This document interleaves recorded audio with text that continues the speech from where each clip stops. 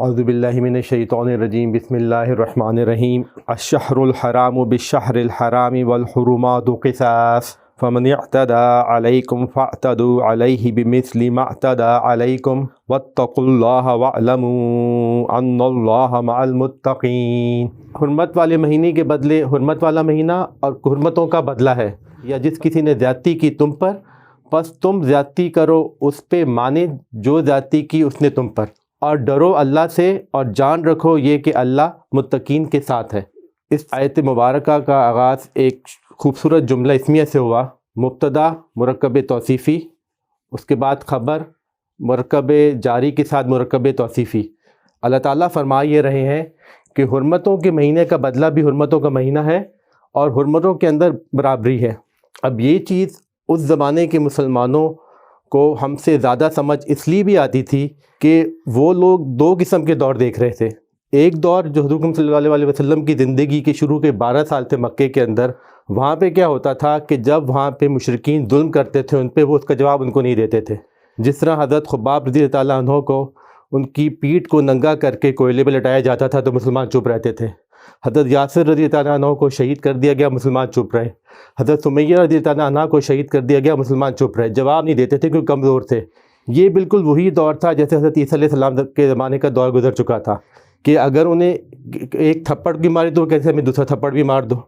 اگر کوئی کہتا ہے کہ بیگار کے اندر ہم آپ 1 میل چلائیں، وہ کہتے ہیں آپ 2 میل چلا لو، بالکل خاموش بیٹھے ہوئے تھے۔ اور ہم نے یہ دیکھا کہ یہ دور، اس طرح کا دور تقریباً تمام انبیاء پہ گزرا۔ شروع میں جب وہ دین کی دعوت دیتے ہیں ان پہ ظلم ہوتا ہے اور اس ظلم کا وہ لوگ جواب نہیں دے سکتے، لیکن رسول اللہ صلی اللہ علیہ وسلم اور حضرت موسیٰ علیہ السلام کے زمانے کے اندر جب ایک اسلامی معاشرہ بن گیا تو اللہ تعالیٰ نے فرمایا کہ اب تم بدلے کا جواب برابری کے ساتھ دے سکتے ہو آگے۔ تو اللہ تعالیٰ یہ فرما رہے ہیں کہ مسلمانوں کو کہ اب اگر تم پہ ظلم کیا گیا تو تم بھی اس کا اتنا ہی جواب دو گے جتنا تم پہ ظلم کیا گیا۔ اس جو آیت مبارکہ کا یہ حصہ ہے فَمَنِ اعْتَدَىٰ عَلَيْكُمْ فَاعْتَدُوا عَلَيْهِ بِمِثْلِ مَا اعْتَدَىٰ عَلَيْكُمْ، کہ جو اگر کسی نے تم پہ زیادتی کی تو تم بھی اس پہ اتنی ہی زیادتی کرو جو زیادتی تم پہ کی گئی ہے۔ اس حصے سے فقہاء نے ایک قاعدہ بنایا ہے، وہ قاعدہ یہ ہے کہ حرم کے اندر بیت اللہ کے اندر جب کوئی شخص کسی کو قتل کر کے چلا جاتا تھا اسلام سے پہلے یا آبروریزی کر کے چلا جاتا تھا تو وہاں پہ وہ پناہ مانگ لیتا تھا اور لوگ اس کے خلاف کوئی کارروائی نہیں کر سکتے تھے کہ اب یہ بیت اللہ کے اندر آ گیا اور یہ مقدس جگہ ہے۔ تو فقہاء نے یہ کہا کہ اس بات کا مطلب یہ ہے کہ اگر اسلام کے بعد کوئی شخص بیت اللہ کے اندر زیادتی کر کے یا آبروریزی کر کے چلا گیا تو اس نے ایک زیادتی کر دی ہے پہلے، تو اس زیادتی کا بدلہ یہ ہے کہ تم اس کے ساتھ وہاں پہ زیادتی کرو تاکہ برابری آ جائے۔ تو یہ قانون فقہاء نے اس طرح سے بنا دیا کہ اس بات کا مطلب یہ نہیں کہ آپ کسی حرمت کی وجہ سے پناہ لے لیں، کیونکہ انسان کی قتل کرنا وہ بھی ایک حرمت ہے، انسان کی عزت بھی ایک حرمت ہے، کعبہ کی بھی ایک حرمت ہے۔ تو اگر پہلے ایک زیادتی ہو چکی ہوئی ہے تو اس کے بدلے کے لیے آپ دوسری زیادتی کر سکتے ہیں، لیکن آپ نے یہ خیال رکھنا ہے کہ وہ زیادتی حد سے تجاوز نہ کر جائے، ہر چیز میں برابری ہونی چاہیے۔ مزید بات اللہ تعالیٰ فرماتے ہیں اور ڈرو اللہ تعالیٰ سے اور جان رکھو یہ کہ اللہ تعالیٰ متقیوں کے ساتھ ہے۔ اب اللہ تعالیٰ سے ڈر کا مطلب کیا ہے؟ ہم نے یہ بات کی کہ جو یہ رکوع چل رہا ہے اس میں جو شروع ہوا تھا یسألونک عن الأہلہ، ان لوگوں نے مسلمانوں نے سوال کیا رسول اللہ صلی اللہ علیہ وسلم سے کہ ہمیں آپ چاندوں کا یا چاند کے بارے میں بتائیں۔ پس منظر یہ چل رہا تھا کہ جب ہم لوگ حج پہ جائیں گے، کیونکہ حج ہو رہا ہے مکے کے اندر اور وہاں پہ مشرکین ہیں جو کہ ہمارے بدترین دشمن ہیں جن سے جان بچانے کی وجہ سے ہم لوگوں نے مدینہ کے اندر ہجرت کی، اگر ہم وہاں پہ جائیں گے مقدس مہینوں کے اندر، کیونکہ حج کا مہینہ مقدس ہے، تو وہ ہم پہ جنگ کر سکتے ہیں، تو کیا ہم اس بات کا ان کو جواب دیں یا جواب نہ دیں؟ تو اللہ تعالیٰ نے یہ فرمایا کہ تم نے اگر جنگ شروع ہوتی ہے مشرکین مکہ کی طرف سے تو تم نے اس بات کا جواب ان کو دینا ہے، چاہے مقدس مہینے ہو یا ارض مقدس ہو، بیت اللہ کی جگہ۔ اگر شروعات ان سے ہونی ہے، شروعات تم نے نہیں کرنی، لیکن اگر شروعات ہو گئی تو جواب تمہاری طرف سے آنا ہے۔ تو یہ قاعدہ اللہ تعالیٰ نے بنا دیا۔ ایک چیز اور جو ہمیں سمجھ آتی ہے اس رکوع کے اندر وہ یہ ہے کہ رسول اللہ صلی اللہ علیہ وسلم موجود تھے اس زمانے کے اندر، اور جو مشرکین مکہ تھے اور جو دوسرے کفار تھے وہ رسول اللہ صلی اللہ علیہ وسلم سے چھپ کے کارروائیاں کرتے تھے، ان کے خلاف بالکل کھل کے نہیں آتے تھے۔ لیکن جنگ کا مطلب یہ تھا کہ ان پہ اللہ تعالیٰ کی حجت تمام ہو رہی تھی، کیونکہ جب وہ رسول اللہ صلی اللہ علیہ وسلم کے سامنے کھل کے آئیں گے تو اس کا مطلب کیا ہے کہ وہ جنگ کر رہے ہیں اور آپ کو قتل کرنے کے در پہ۔ تو یہ دنیا کے اندر قانون بنا ہوا ہے کہ جب اللہ تعالیٰ کا کوئی بھی نبی زمین پہ آتے ہیں، ان کی بعثت ہوتی ہے، تو اللہ تعالیٰ اس قوم پہ حجت قائم کر دیتے ہیں جب وہ نافرمان ہوتی ہے۔ ہم یہ جانتے ہیں کہ جو نبی کی دعوت پہ کم لوگ ایمان لے کے آتے ہیں، تو نبی جو ان کے ساتھ ان کو قوم کو ایک وارننگ دیتے ہیں کہ تم نے میری بات نہیں مانی، اور اللہ تعالیٰ کے حکم سے وہ وہاں سے چلے جاتے ہیں، اور اس کے بعد اللہ تعالیٰ فرشتوں کے ذریعے اس جگہ پہ عذاب نازل کر دیتے ہیں، جسے ہم قیامت صغریٰ کہتے ہیں۔ یہ اللہ تعالیٰ کا قانون تمام نبیوں کے ساتھ ایسے ہی چلتا آیا ہے، لیکن دو جگہوں پہ اس قانون میں تبدیلی اس طرح سے آئی ہے، حضرت موسیٰ علیہ السلام کے زمانے میں اور رسول اللہ صلی اللہ علیہ وسلم کے ساتھ، کہ ان دو نبیوں نے اللہ تعالیٰ کی دعوت دی اور لوگوں نے دین کو قبول کر لیا اور ایک منظم معاشرہ بن گیا۔ جب منظم معاشرہ بن جاتا ہے اور ان کے پاس اتنے ساتھی آ جاتے ہیں، تو وہ اللہ تعالیٰ کا جو عذاب ہے وہ ان کی تلواروں کے ذریعے آتا ہے۔ تو پس منظر یہ چل رہا تھا کہ جب مشرکین مکہ آپ کو روکیں گے اور آپ سے جنگ کریں گے حج کے لیے، اور آپ تلوار اٹھائیں گے، تو وہ جنگ جو ہے نا، پھر وہ جنگ جاری رہے گی، کیونکہ اللہ تعالیٰ کی حجت ان پہ قائم ہو گئی ہے۔ اور وہ جنگ جاری کب تک رہے گی؟ وہ جاری جب تک رہے گی جب تک پورا سرزمین عرب اللہ تعالیٰ کے دین پہ نہیں آ جاتا۔ اس جو پچھلی آیت مبارکہ تھی، اس میں یہ تھی وَقَاتِلُوهُمْ حَتَّى لَا تَكُونَ فِتْنَةٌ وَيَكُونَ الدِّينُ لِلَّهِ، اور جہاد کرو ان لوگوں سے یہاں تک کہ اللہ کا دین وہاں پہ نافذ نہیں ہو جاتا، کیونکہ رسول اللہ صلی اللہ علیہ وسلم وہاں پہ موجود تھے، ان کی بعثت ہو گئی تھی وہاں پہ، اور اللہ تعالیٰ کی حجت تمام ہو گئی تھی، تو انہوں نے جہاد کرنا تھا جب تک کہ پورا دین سرزمین عرب پہ نافذ نہیں ہو جاتا۔ اور ہم نے یہ دیکھا کہ غزوہ حنین کے بعد پورے عرب پہ مسلمانوں کا دین نافذ ہو چکا ہوا تھا، اور اس کے بعد جو غزوہ تبوک آخری غزوہ ہوا، وہ تو رومن امپائر کے خلاف ہوا تھا، جس میں جو تھا رومن بادشاہ وہاں سے بھاگ گیا تھا، رسول اللہ صلی اللہ علیہ وسلم تقریباً 40 دن تک وہاں پہ رہے تھے۔ تو غزوہ حنین کے بعد اللہ تعالیٰ کی جو ہدایات آ رہی ہیں، جو اللہ تعالیٰ نے جو پیشن گوئی کی تھی، وہ پورا دین عرب پہ نازل ہو چکا ہوا تھا۔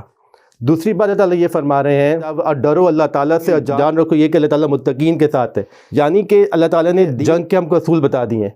پہلا اصول جو ہمارے سامنے آیا وہ یہ ہے کہ قتال فی سبیل اللہ صرف اور صرف ایک منظم اسلامی معاشرہ کر سکتا ہے۔ کسی فرد، کسی گروہ یا کسی گروپ کی ذمہ داری نہیں ہے کہ وہ اللہ تعالیٰ کے راستے میں جنگ کرے، یہ صرف اور صرف ایک اسلامی معاشرہ کر سکتا ہے۔ اور تاریخ میں ہم نے دیکھا کہ یہ دو ہی زمانے میں ہوا ہے، ایک حضرت موسیٰ علیہ السلام نے جب اپنے ایک معاشرہ قائم کر لیا تھا ان کے پیروکاروں نے، اور جب ایک رسول اللہ صلی اللہ علیہ وسلم نے اسلامی معاشرہ قائم کر لیا تھا۔ اس کی مثال ہمیں کسی انبیاء کے دور میں اور کہیں نہیں ملتی۔ دوسری بات یہ ہے، اللہ تعالیٰ فرماتے ہیں کہ جب بھی کہیں جنگ ہوگی تو یہ علی الاعلان ہوگی، آپ کسی کے ساتھ دھوکے کے اوپر جنگ نہیں کر سکتے۔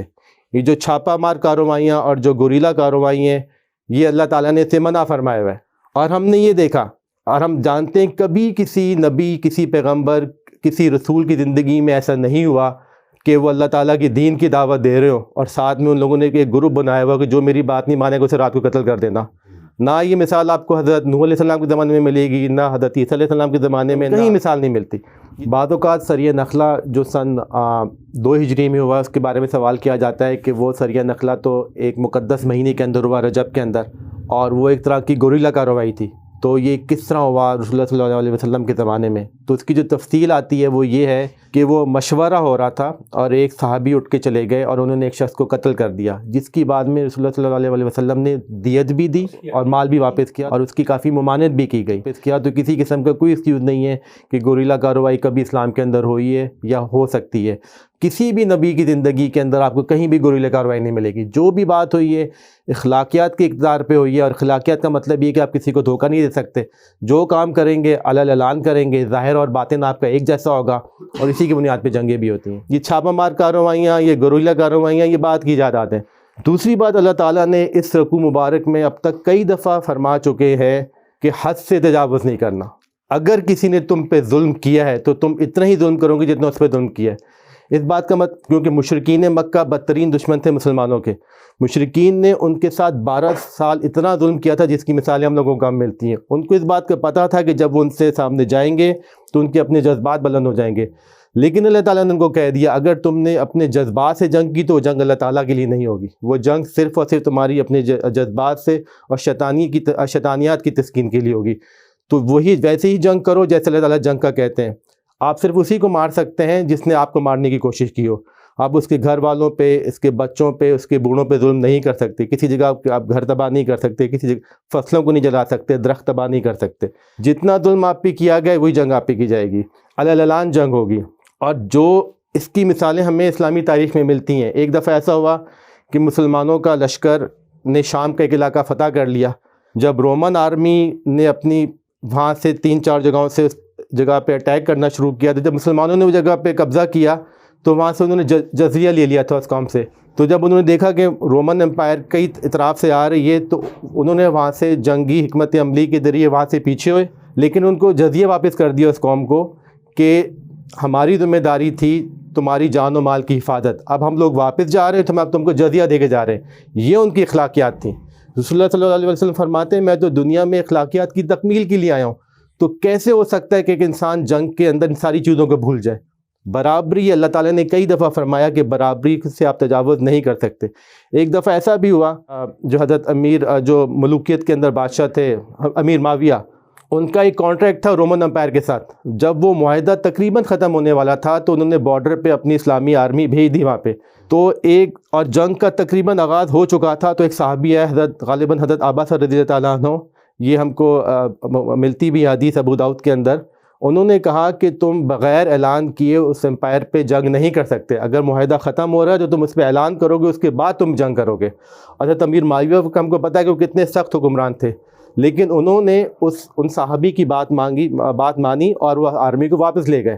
تو اللہ تعالیٰ فرماتے ہیں کہ جنگ اگر ہونی ہے اللہ کے دین کے اوپر تو اللہ تعالیٰ کے اصولوں کے تحت ہی ہونی ہے. تیسری بات یہ ہے کہ جنگ کا مقصد صرف اور صرف اللہ تعالیٰ کے دین کو غالب کرنا ہے.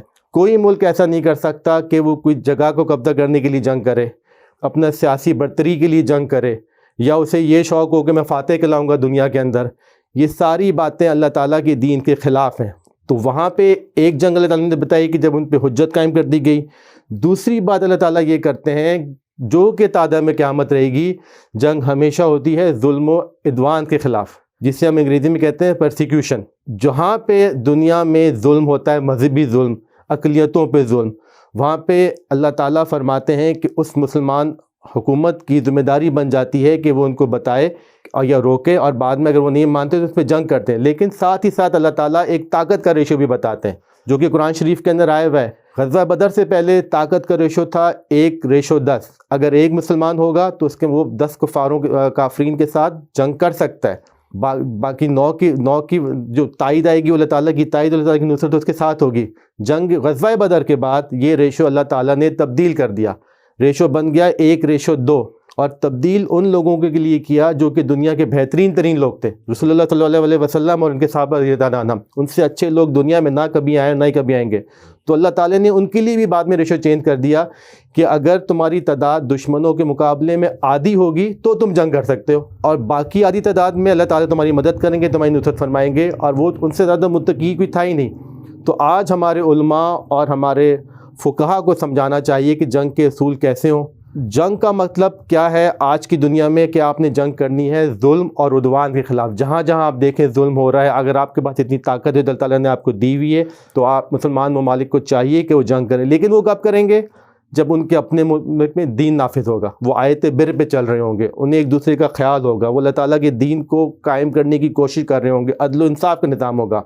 تو اللہ تعالیٰ توفیق دے ہم لوگوں کو کہ ہم ان چیزوں کو سمجھ سکیں، اور جو ہمارے علماء اور جو ہمارے فقہا ہیں وہ ہمیں بتا سکیں کہ آج کے دور کے اندر قتال فی سبیل اللہ اور جہاد فی سبیل اللہ کے اصل معنی کیا ہے. دوسری بات ہے کہ یہ صرف ایک معاشرہ ہی کر سکتا ہے. جس طرح اللہ تعالیٰ نے ہم کو ان آیت مبارکہ سے پہلے قصاص و دیت کی تربیت دے دی ہے، اس سے پچھلی رکوع کے اندر قصاص کا کام کیا ہوتا ہے کہ وہ ایک اسلامی معاشرے کے اندر اللہ تعالیٰ کے دین کو قائم کرے اور جہاں جہاں ظلم ہو رہا ہے وہاں اس کو روک دے. اسی طرح جہاد فی سبیل اللہ کا کام کیا ہوتا ہے، اگر کوئی ملک دنیا میں خرابی کر رہا ہو یا قوم سرکش ہو گئی ہو تو ایک مسلم قوم اس کے خلاف جنگ کرے. دونوں کا مقصد ہے امن و امان کو قائم کرنا اور اللہ تعالیٰ کے دین کو سربلند کرنا اس طرح سے. تو اللہ تعالیٰ توفیق دے ہم لوگوں کو ہم اس چیز کو صحیح معنوں میں سمجھ سکیں اور اس کو آگے امپلیمنٹ کر سکیں. صدق اللہ العظیم. جزاک اللہ.